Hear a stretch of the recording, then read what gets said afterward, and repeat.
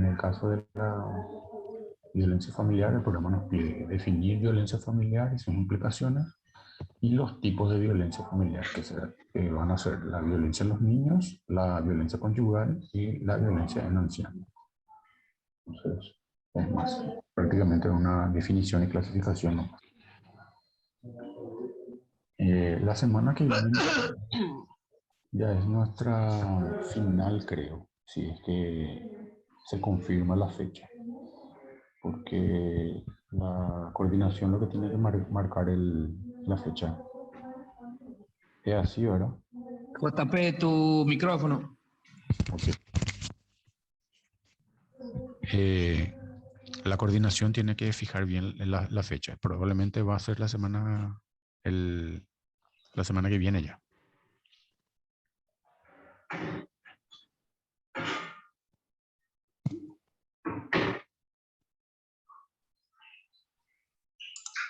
Sí, así tiene que ser, doctor. Bueno, entonces, y ahí, no sé, me van a avisar o el delegado después me avisa a mí, no sé cómo va a ser, pero porque va a ser presencial, según me dijeron. Entonces, ahí vamos a ver cómo vamos a hacer.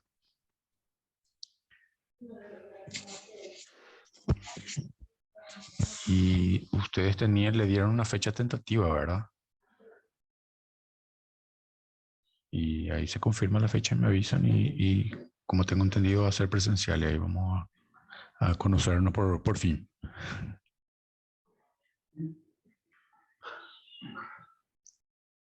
¿Alguien tiene algún comentario, una duda?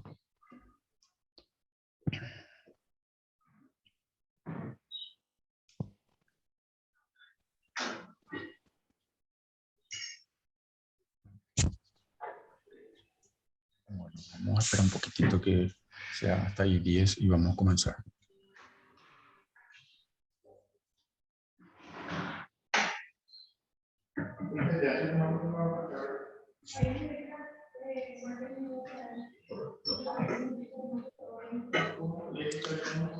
Recuérdense que los cuestionarios de todas las unidades tienen que hacerlo, porque antes de la final yo tengo que sumar para que le pueda sumar a su total de puntos.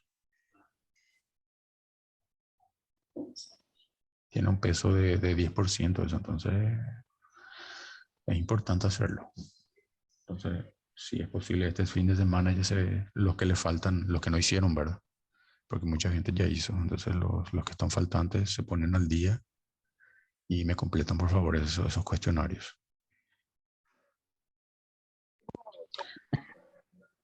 La asistencia también está en la plataforma, no sé si ya se está funcionando, si está corriendo. ¿Alguien puede verificar?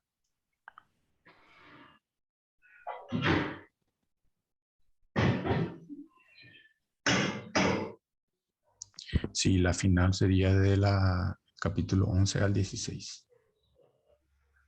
Van a ser, como siempre, múltiple choice, falso verdadero y pareja.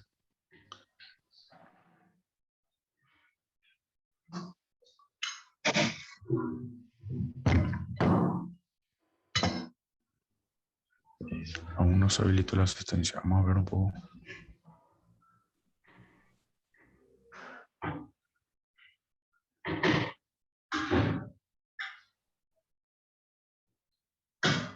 Sí.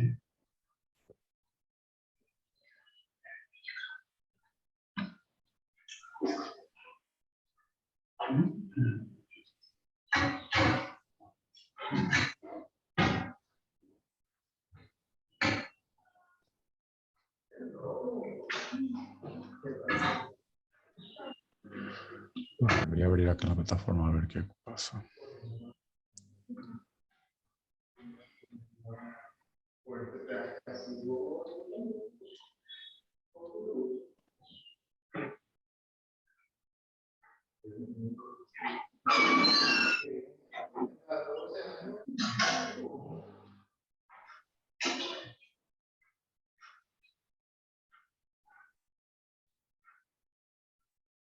A ver, ahora pueden probar alguien. Creo que faltó darle un chequeo a que los estudiantes puedan marcar.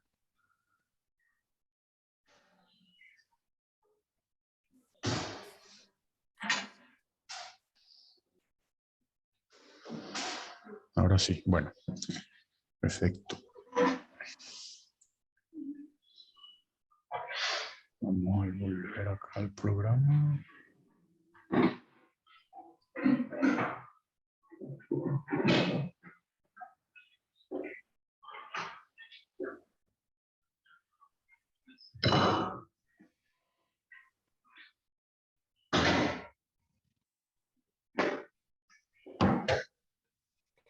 Elton, vas a romper todo, Elton.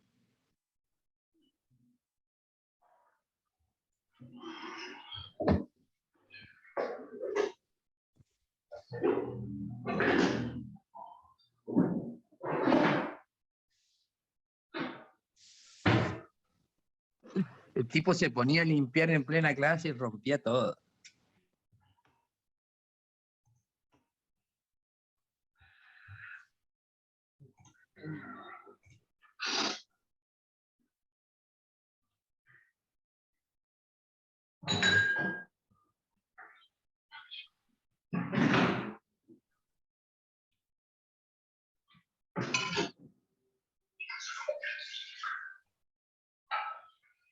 Bueno, vamos a comenzar entonces.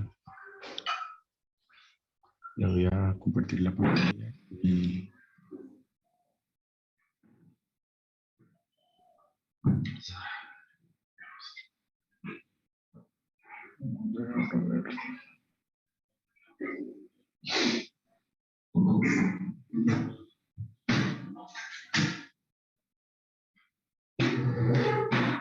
¿se ve bien?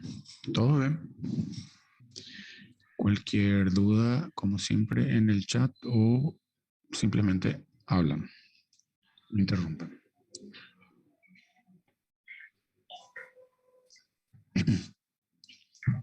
Bueno, la psiquiatría forense, entonces vamos a darle una pequeña definición. Psiquiatría forense, médico-legal o jurídica, es el complejo conocimiento que determina la capacidad mental respecto a particulares circunstancias penales, civiles o canónicas. En medicina, la psiquiatría forense es la rama que se ocupa de las enfermedades mentales. Por su parte, la psiquiatría forense es una rama de la psiquiatría que se ocupa de la conducta psicopatológica en relación con la legislación vigente del país. ¿Se acuerdan ustedes que cuando hablamos de lesiones, lo voy a poner acá, las lesiones tenían una clasificación médico-legal? Teníamos lesiones culposas, dolosas y teníamos que ver la intencionalidad. Entonces, por culposas eran las lesiones que no existen intencionalidad, pero la lesión sí es causada por una negligencia, una imprudencia o una impericia. Y las lesiones dolosas eran en la que teníase el propósito de producir una concreta y determinada consecuencia de la acción. O sea, se tenía la intencionalidad de producir daño. Entonces, ¿por qué es importante para la psiquiatría, para la medicina legal? Entonces, nosotros, ¿cómo vamos a saber que una persona tuvo esa intencionalidad de producir ese daño? Entonces, hay patologías o estados en que el ser humano no consigue, ¿cómo se dice?, establecer si una persona está o no sabiendo que está haciendo algo malo o antijurídico en el caso. Entonces, en esa rama, en ese aspecto, la medicina legal es la que se encargaría de dar ese ok de que si la persona está consciente de lo que hace, si la persona sabe que es algo antijurídico, sabe que está haciendo un daño a otra persona, a un tercero. Entonces, el médico, ¿qué es lo que va a dar? Le va a dar el sello de que la persona sí sabe lo que está haciendo. Entonces, va a establecer su culpabilidad. Entonces, los delitos que se cometen en el caso de enfermedad mental y delincuencia, los delitos que cometen a veces delincuentes patológicos o enfermos psíquicos bajo una ideación delirante son brutales e incomprensibles. Acá estamos hablando de ese pequeño porcentaje que existe en la sociedad, ¿verdad? Personas que son los serial killers, los psicópatas, los que producen crímenes brutales y son los que más nos llaman así la atención cuando suceden, ¿verdad? Pero es una fracción muy pequeña de la población que se encuadra en este tipo de patologías. Se deben reconocer que los delitos cometidos por enfermos mentales constituyen una pequeña proporción de la criminalidad general. Por trastorno mental, el artículo 23 del Código Penal establece que no es reprochable, o sea, que no se le va a culpar, no tiene culpa la persona. El que en el momento de la acción u omisión, por causa de trastorno mental, de desarrollo psíquico incompleto o retardo o de grave perturbación de la conciencia fuera incapaz de reconocer la antijuricidad del hecho o de determinarse conforme a ese conocimiento. O sea, acá lo importante es que la persona sepa que está haciendo algo que está contra la ley, que está produciendo daño a un tercero o a sí mismo, ¿verdad? Entonces, el Código Penal, el 23, establece cuándo eso es reprochable o no. La responsabilidad penal se basa en factores de criterio biológico y factores de criterio psicológico. Por biológico vamos a entender alteración morbosa de las facultades, la oligofrenia o debilidad mental grave y la insuficiencia de facultades o grave perturbación de la conciencia, ya sea pérdida del sentido, por ejemplo. Factores de criterio psicológico van a ser la imposibilidad de conocer la antijuricidad del hecho o dirigir sus acciones. Entonces, la responsabilidad penal se va a basar en estos dos criterios, el biológico y el psicológico. Estamos hablando acá de cuando un médico va a dar el carimbo, ¿verdad? El sello de que sí, esta persona tiene dificultad para percibir la realidad como tendría que ser y todas las acciones que está cometiendo, entonces no es responsable. Entonces, ¿y cómo hace el médico eso? O sea, ¿se acuerda que hablamos en una unidad que se hacían los informes especiales? Entonces había informes que el médico tendría que hacer, un médico de guardia o de urgencia o cualquiera. ¿Lograremos ir en el Instituto Médico Legal? No sé cómo quedó eso.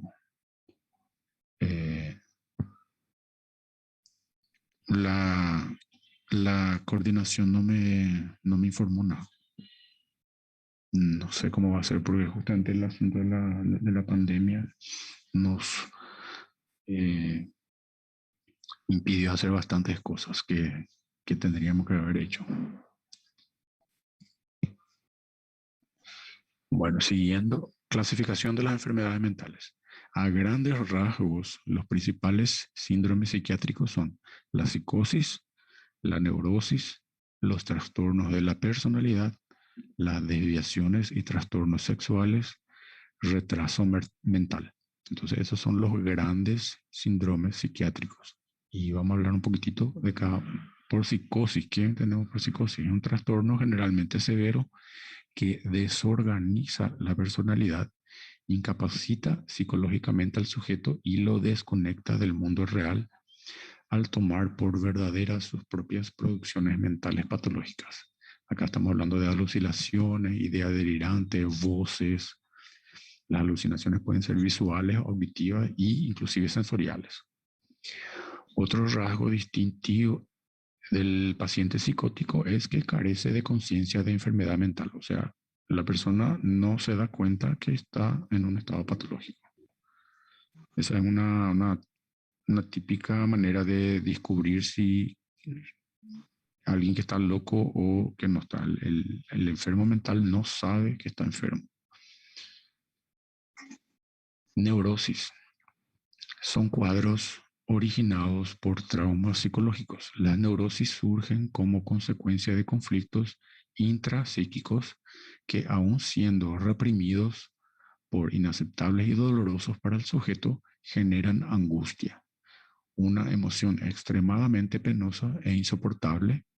La angustia se expresa libremente. Para controlar la angustia, la persona suele recurrir a mecanismos de defensa como la histeria. inclusive la negación. Entonces, la neurosis es puramente ya un cuadro intrapsíquico. Trastornos de personalidad es una alteración grave del carácter y de la conducta de la persona que no proceden de una enfermedad, traumas craneales o trastornos psíquicos. Se acompaña de ansiedad, depresión y desorganiza la vida social. Aparece desde la infancia o adolescencia y perdura durante toda la vida. Entonces, acá no tenemos, no se produce, no tenemos que se manifiesta de corriente así de una enfermedad o algún trauma o alguna lesión. Simplemente se acompaña de, o sea, desde que se va formando la personalidad de la persona. Entonces va evolucionando de esa manera, no es debido a algo físico o patológico. Desviaciones y trastornos sexuales. Pueden ser disfunciones fisiológicas asociadas a factores de la conducta, como los trastornos de la identidad sexual, el exhibicionismo, el fetichismo, la pedofilia, sadomasoquismo, parafilias, disfunciones sexuales como trastornos de erección, de excitación, del orgasmo, eyaculación precoz y dispareunia. Entonces acá tenemos una gran gama de desviaciones y trastornos sexuales. Luego tenemos el retraso mental, que se refiere al funcionamiento intelectual por debajo del promedio asociado o deterioro de la conducta adaptativa manifestado durante el desarrollo. Puede ser hereditario, decorrente de infecciones, por ejemplo, una toxoplasmosis, rubéola o alguna otra infección que haya ocurrido en una temprana edad, por ejemplo, o inclusive en la formación del feto, ¿verdad? En el caso de la madre, por ejemplo. Puede ser metabólico debido a una diabetes tóxica, ya sea alcohol o por droga o inclusive otros fármacos. Traumáticas, como por ejemplo traumas del parto, una hipoxia perinatal, por ejemplo, en el caso de que ocurra un nacimiento de que el cordón está enrollado por el cuello, entonces le falta el oxígeno y ahí se produce un daño que va a resultar en un retraso mental futuramente. Entonces, los grandes síntomas psiquiátricos son esos. Se clasifican en psicosis, neurosis, trastornos de personalidad, desviaciones y trastornos sexuales, y el retraso mental, que es propiamente algo ya patológico, ya es algo que podemos medir, ver síntomas y ver signos. Dentro de esas clasificaciones es notable resaltar la oligofrenia, que es la discapacidad mental grave que se caracteriza por una deficiencia en el desarrollo intelectual y alteraciones del sistema nervioso. Eso es lo que normalmente nosotros, la persona común, va a llamarle de retraso mental. Es una patología psíquica que consiste en una deficiencia mental grave y su esencia es el impedimento del desarrollo de la inteligencia, dificultades para desplegarse como consecuencias de alteraciones del tejido cerebral sufridas durante el periodo intrauterino o en la primera infancia. Entonces, la oligofrenia, su definición. Esquizofrenia es el nombre genérico de un grupo de enfermedades mentales que se caracterizan por alteraciones de la personalidad. Acá vamos a tener alucinaciones, ya como les dije, van a ser auditivas, visuales y sensoriales, y pérdida del contacto con la realidad. O sea, la persona está en un mundo totalmente diferente al mundo físico que nosotros vivimos. Síndrome demencial se define por trastornos de las funciones cognitivas que evoluciona desde hace varios meses, o sea, es algo crónico y paulatino, suficientemente grave como para tener repercusiones en la vida diaria del paciente. Acá estamos hablando de abuelitos que van perdiendo su capacidad cognitiva y van entrando en la demencia. Personalidades psicopáticas. La personalidad es psicopática. El psicópata posee una personalidad que, sin llegar a ser una enfermedad mental, es anormal. Se la diagnostica según el DSM-5, que es el Manual de Diagnóstico de la Psiquiatría, dentro de los trastornos de personalidad, como un trastorno antisocial de la personalidad. ¿Ustedes ya tuvieron psiquiatría? ¿Ya tuvieron esa materia? Sí, Ya, bueno, entonces ya estamos, el manual ya conocen entonces. Tienen criterios que vos vas siguiendo y ahí con eso le clasificas a los tipos de trastornos que vamos a ver, que vemos, ¿verdad? En los pacientes. Son criterios mayores, criterios menores, y papá, y tienes todo un chorizo que tiene que hacer. Luego tenemos la depresión, que es el diagnóstico psiquiátrico y psicológico que describe un trastorno del estado del ánimo. Puede ser transitorio o permanente y es caracterizado por sentimientos de abatimiento, infelicidad y culpabilidad, además de provocar una incapacidad total o parcial para disfrutar de las cosas. O sea, la persona no tiene más ese goce de realizar sus actividades o de relacionarse con otras personas. Entonces es como si fuera que a la persona le sacan sus ganas de vivir. Y de los acontecimientos de la vida cotidiana. Los trastornos depresivos pueden estar en mayor o menor grado acompañados de ansiedad. Entonces acá existen los trastornos de depresión menor y mayor. Y el alcoholismo, que es una enfermedad causada por el consumo abusivo de bebidas alcohólicas y por la adicción que crea este hábito. Entonces las personas alcohólicas, cuando ya estamos hablando de un etilista crónico, va perdiendo también su capacidad cognitiva. Entonces, todo esto influye en si la persona, en la hora de cometer una acción, va a estar consciente, va a estar sabiendo que está produciendo un daño a un tercero o a sí mismo. Entonces, el médico, ¿qué es lo que hace? Hace un informe y le pone un sello que sí, la persona está consciente o no, la persona no está consciente, no es capaz de recibir esa culpa. Porque acá lo que es importante es a quién se le va a culpar y cuánto va a ser su culpa. Entonces el juez tiene que decidir eso dependiendo de la acción, pero para saber eso tiene que saber si la persona está sabiendo lo que está haciendo, si supo, si sabía lo que hacía. Entonces el médico es el encargado de dar ese informe. Y eso es lo que el programa nos pedía hablar, ¿verdad? Lo importante acá es justamente ayudarle al juez a que pueda dar una buena sentencia. Entonces, lo importante es saber si la persona es o no capaz de, de recibir esa culpa. ¿Alguna duda o comentario?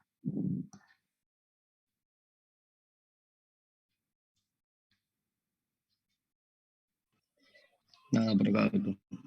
Bueno, entonces podemos pasar en el capítulo siguiente ya.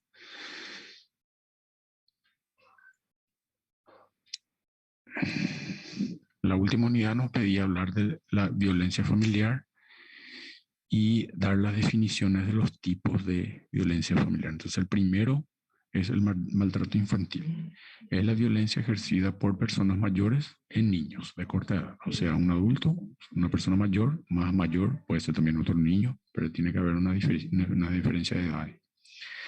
Entonces, personas mayores en niños de corta edad se pueden conducir a un estado que pueden conducirlo a un estado de subdesarrollo físico y mental y en algunos casos hasta la muerte. Entonces acá se puede producir un daño grave, inclusive hasta llegar a la muerte, o producir un estado de subdesarrollo físico y mental. Por ejemplo, imagínense una criatura que no se le da los nutrientes necesarios. No se va a desenvolver físicamente, no se va a desenvolver también psicológicamente, mentalmente. Entonces el daño va a ser físico y mental. Recordar que agresividad es la disposición que prepara una persona para la lucha cuando éste se encuentra amenazado y violencia es una acción dirigida contra alguien con intención de causarle el daño. Entonces acá tenemos que dar esa diferenciación entre cuándo es agresividad y cuándo es violencia. Cuando estamos hablando de un caso de agresividad, por ejemplo, la agresividad normalmente es cuando es como un animal, un perro. El perro, si vos le atacás, se defiende. no va a venir de la nada a morderte. Entonces ahí tenemos la agresividad del perro respondiendo a un ataque. Y en el caso de violencia es cuando no hay un ataque, va directamente por la personalidad maligna, digamos así, de la persona. El síndrome del niño maltratado se refiere al niño que ha sufrido repetidas lesiones de causa no accidental por parte de los padres o cuidadores. O sea, acá la palabra clave es que no haya sido accidental. O sea, que el niño esté realmente sufriendo maltrato. ¿Y cómo el médico va a poder dar ese diagnóstico? El perjuicio es por acción u omisión de los padres y otras personas responsables de su bienestar, su salud, su integridad física, mental o emocional. La violencia afecta a todos los estratos sociales. Entonces, desde el punto de vista médico, resulta difícil diferenciar el maltrato de una variedad de conductas adoptadas por diversas figuras adultas, válido como forma de impartir enseñanza. Acá nosotros estamos hablando de castigos. Entonces, ¿cómo un médico va a poder distinguir? Le llegan en el consultorio una mamá con su hijo, o le estás atendiendo, qué sé yo, por una laringitis. Le haces el examen médico y constatás después que tiene unos moretones o que tiene algunas lesiones en otro lado que no tiene que ver con la patología que vino a consultar. Entonces vos le preguntás al responsable, a la mamá o a la persona responsable que le trajo, ¿de dónde salieron estas lesiones? Y ahí te van a decir, bueno, mi hijo se portó mal y le castigué y le pegué con el cinto, ponele, o con una zapatillaza, o con un zapato, lo que sea. Entonces, ¿cómo vamos a diferenciar si realmente fue algún tipo de castigo físico o si fue realmente maltrato? Entonces, ahí es bien complicado. También es difícil distinguir negligencia o un abandono. Si la persona, por ejemplo, le dejó a la criatura que se quede sola en su casa todo el día y se quedó sin comida, o si quedó, eh, le pasó algún tipo de accidente doméstico, entonces tenemos que saber también distinguir eso. Y resulta difícil en casos de personas de escasos recursos. Por ejemplo, la mamá que tiene que trabajar le deja al hijo a veces solo, a veces le deja con algún pariente, a veces con el vecino. Entonces, ¿cómo podemos distinguir entonces en el caso de negligencia o abandono? Es muy difícil, principalmente en sociedad, o sea, no en poblaciones de escasos recursos, en el que el mayor tiene que salir a trabajar. Entonces, que nos dice, es difícil distinguir negligencia o abandono de la falta de recursos y dramáticas condiciones de vida que impone la extrema pobreza tan común en nuestra sociedad. Entonces, cuando ustedes vayan a hacer su pasantía en la parte de pediatría, por ejemplo, ustedes van a ver muchísimo eso. Son personas humildes que trabajan todo el día, le dejan a sus niños con algún hermano mayor o algún tío o algún primo o el vecino mismo, entonces siempre van a estar viendo lesiones, van a estar viendo eh, cosas que les va a inducir a creer que estamos en casos de maltrato o de abandono. Entonces vamos a tener que saber distinguir cuándo es cuándo. Y la clasificación, entonces vamos a tener maltrato, abandono, exploración laboral, esclavitud, explotación sexual, prostitución infantil y tráfico de menores. Entonces son varios tipos de situaciones que van a ir viendo, ¿verdad? Y tenemos que saber esta clasificación. Explotación laboral, ¿verdad? Sí, explotación laboral. Son los niños que vemos en los semáforos que están vendiendo cualquier cosa. Dice exploración, por eso. Ah, sí, bueno, me equivoqué ahí, sería explotación. Maltrato. Es infligir daño a un niño, golpes, patadas, lo que sea, algún tipo de lesión. Abuso, hacer objeto de trato deshonesto a una persona de menor experiencia o fuerza. Entonces, cuando hay una persona que tenga una diferencia muy grande de físico, por ejemplo, o inclusive de una persona más vieja, ¿verdad? Entonces ahí estamos hablando de abuso. Entonces, siempre que hablamos de abuso va a ser una diferencia de ya sea de edad o de porte físico o de nivel intelectual. Luego tenemos el abuso sexual, que es la conducta sexual entre un niño y un adulto de igual o desigual sexo. Incluye no solamente el acto de la penetración, el acto sexual en sí. Puede incluir toqueteos, tocar pecho, nalgas, genitales con la víctima vestida o desnuda, sexo oral, vaginal, anal, exhibicionismo, pornografía, etc. Entonces, todo eh, normalmente es toda acción que le obliga al niño a hacer algo que no quiere. Pues ahí estamos hablando de abuso sexual.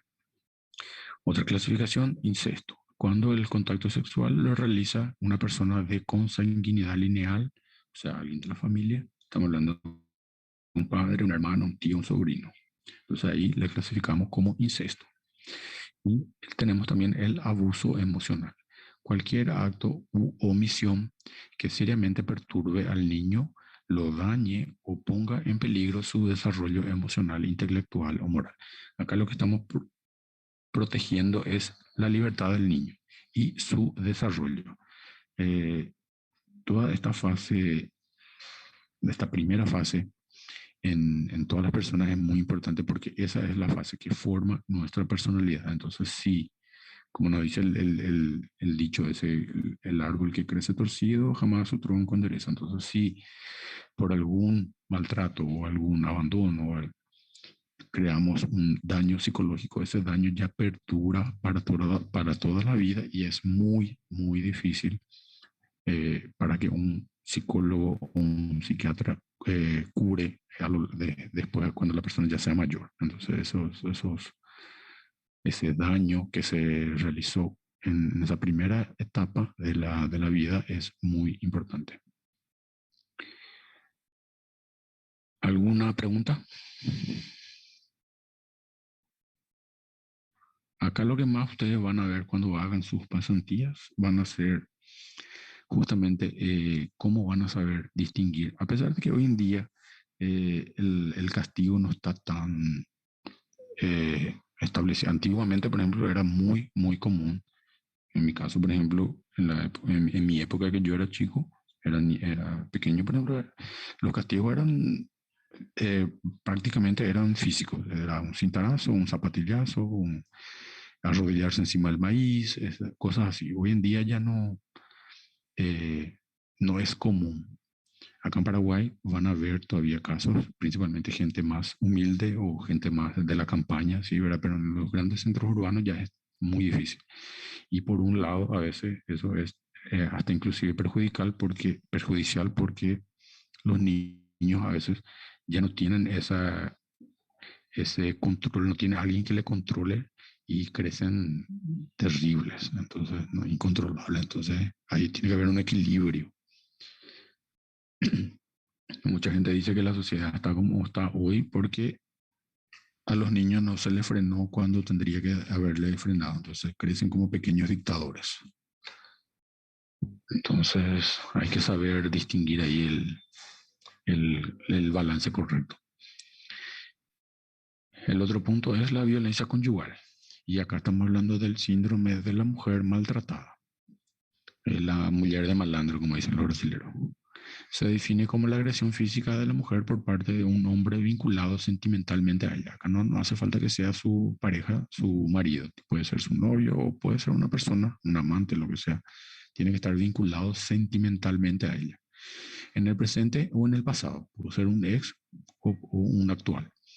Por su naturaleza podemos considerar que las lesiones más frecuentes sufridas son las agresiones físicas, psíquicas y mixtas. Entonces, cuando nos vienen en una urgencia, podemos hacer para hacer el parte policial, se hace la inspección física y ustedes van a hacer en su informe, en su historia clínica, ¿verdad? Las lesiones, las características de las lesiones, van a tener que distinguir si son realmente concuerdan con la situación, ¿verdad? Que una persona realmente fue agredida o no, porque a veces hay personas que tratan de falsificar eso para poder incriminarle, por ejemplo, a su marido o a su novio. Esto aquí. Entonces tenemos que saber distinguir. La pericia médico-legal debe tener los siguientes objetivos: verificar las lesiones, correlacionar las comprobaciones clínicas con la historia relatada. O sea, lo que te está contando tiene que ser, tiene que condecir con lo que vos estás viendo. Establecer un pronóstico.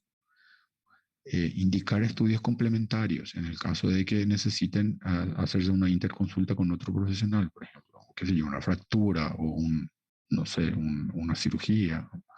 Entonces se tiene que hacer estudios complementarios. Realizar un dictamen de la violencia sufrida y, en los casos que justifiquen, indicar interconsulta con un psiquiatra o psicólogo para la víctima y el victimario. Entonces tiene que ser para la mujer y para su pareja.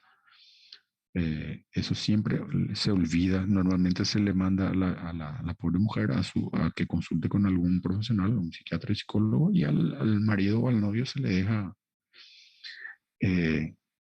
libre.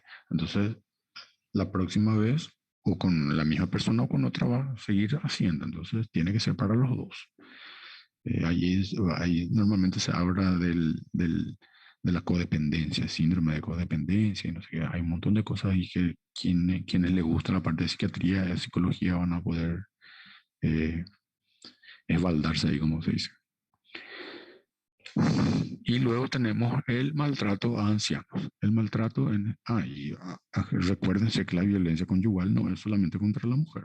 También, en menor caso, también existe con los hombres. Es un pequeño porcentaje, pero sí también existe.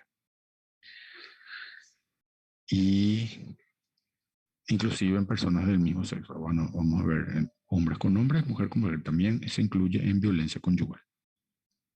Maltrato en ancianos. El maltrato en estos casos es más en el olvido y abandono afectivo que en un maltrato físico real. Sin embargo, no deja de ser importante para unas personas cuyas necesidades principales se reducen precisamente a este aspecto mencionado. Entonces, los abuelitos, lo que más ellos necesitan es atención. Entonces, a veces no se le da esa debida atención y eso es lo que más les hace mal. Entonces no estamos hablando acá de un maltrato físico en su totalidad, sí, más algo psicológico por la dejadez, por el abandono que le proporcionamos.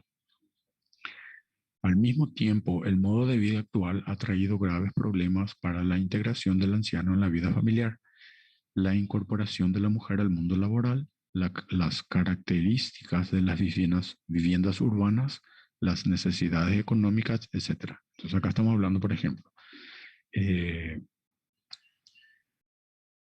muy común acá en el Paraguay. En Estados Unidos, por ejemplo, es diferente. Una persona llega qué sé yo, 60, 70 años, la familia le manda a un asilo y ahí prácticamente se desligan de la familia y en teoría están siendo cuidados por profesionales. O sea, acá en nuestra cultura latinoamericana, el abuelo siempre queda viviendo con un hijo o una hija. Entonces, acá en Paraguay principalmente es muy común que siempre va a haber un abuelo en un núcleo familiar. Entonces, ¿qué implicaciones va a tener eso? Entonces, actualmente, por ejemplo, los dos trabajan, el marido, tanto la mujer, y el abuelito se queda solo en la casa con alguna criatura, algún nieto o no.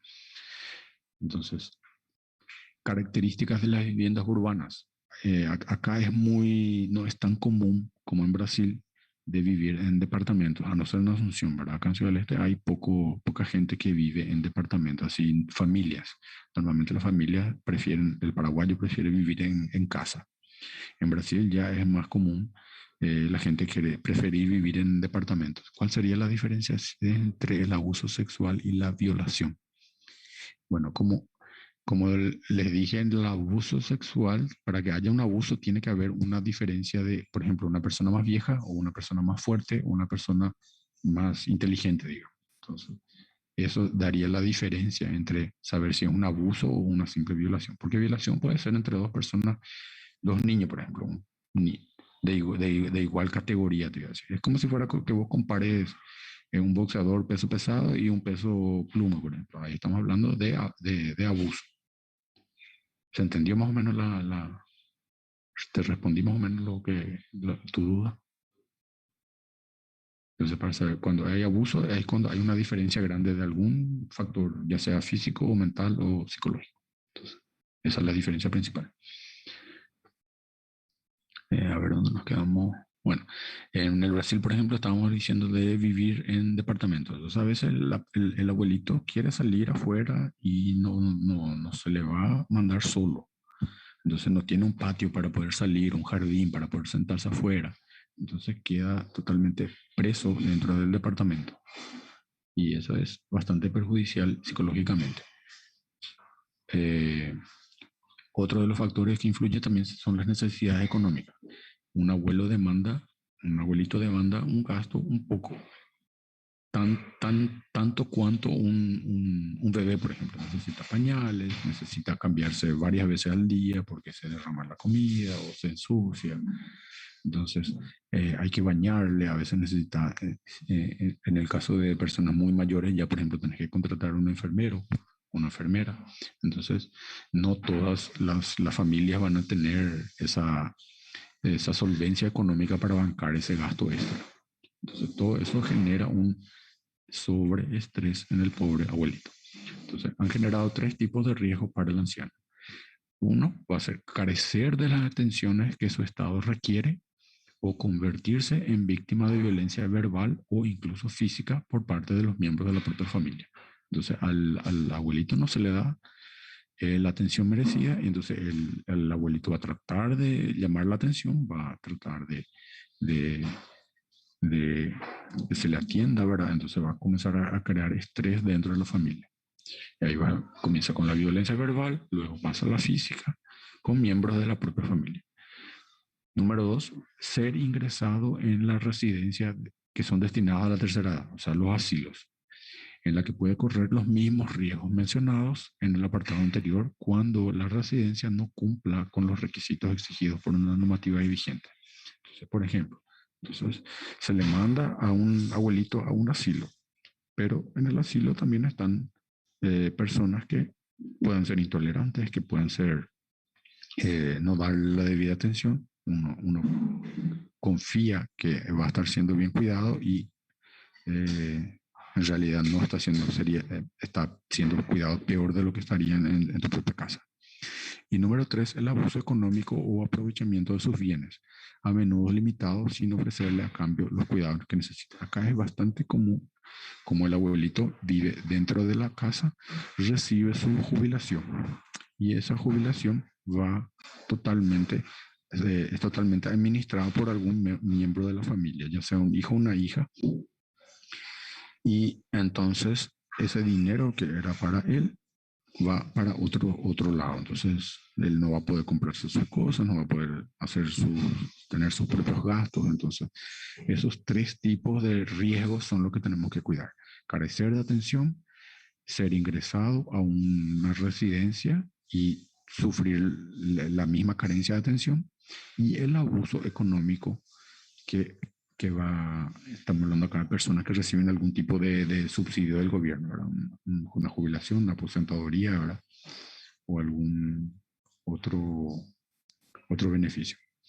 Estas situaciones se corresponden con los tipos de maltrato hacia las personas mayores. Maltrato por omisión, cuando no se proporcionan los cuidados que necesita, o el afecto o la compañía, etcétera, que son necesarios para el bienestar integral. Y 2, el maltrato con acciones concretas, violentas y agresivas, verbales o físicas de variada gravedad. De estas conductas se pueden derivar lesiones físicas y psíquicas.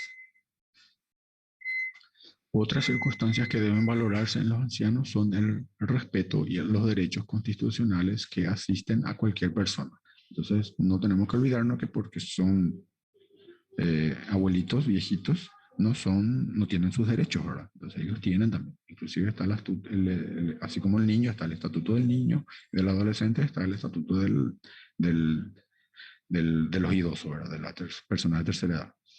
lo cual puede concretarse en una asistencia sanitaria sin discriminación para determinados tratamientos o medios. El consentimiento para la actuación médica, o sea, ellos también tienen el derecho a opinar si quieren o no ser atendidos por tal o cual médico o si quieren recibir o no tal tratamiento, ¿verdad? Ellos tienen el derecho de manifestarse también. Tienen que tener la libertad para realizar aquellas acciones para que las que esté capacitado sin riesgo propio ni de tercero, etc. En relación con esto comentamos el tema del internamiento en centros sanitarios y de salud mental.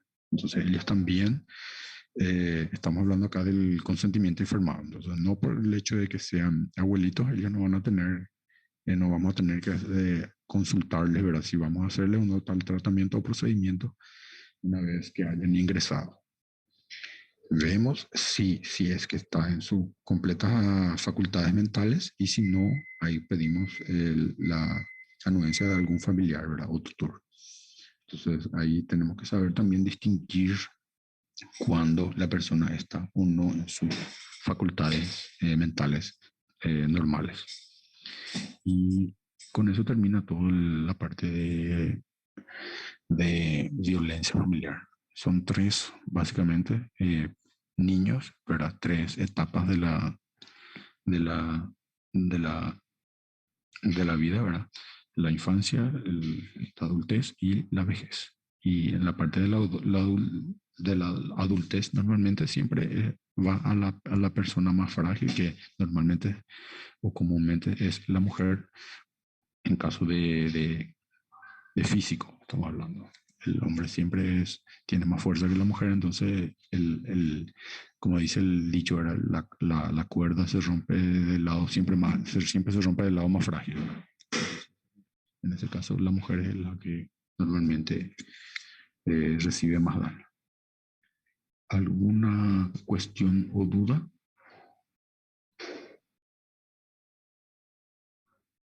No sé si ya dijo, doctor, pero son estos dos temas los que van a entrar al presencial, ¿verdad? Sí, sí. En la final va a entrar desde el 11 hasta el 16.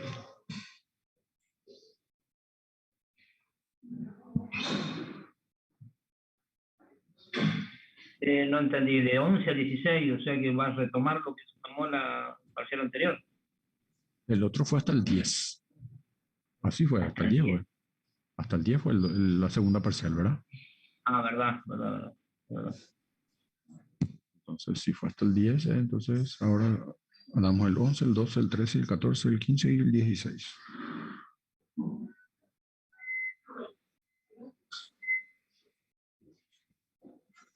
Y bueno, si no hay más dudas, entonces quedan liberados. No se olviden de realizar los cuestionarios. A veces un punto, 2 puntos determina si pasan o no. Entonces, dependiendo del caso, mejor que sobre que falta. Gracias.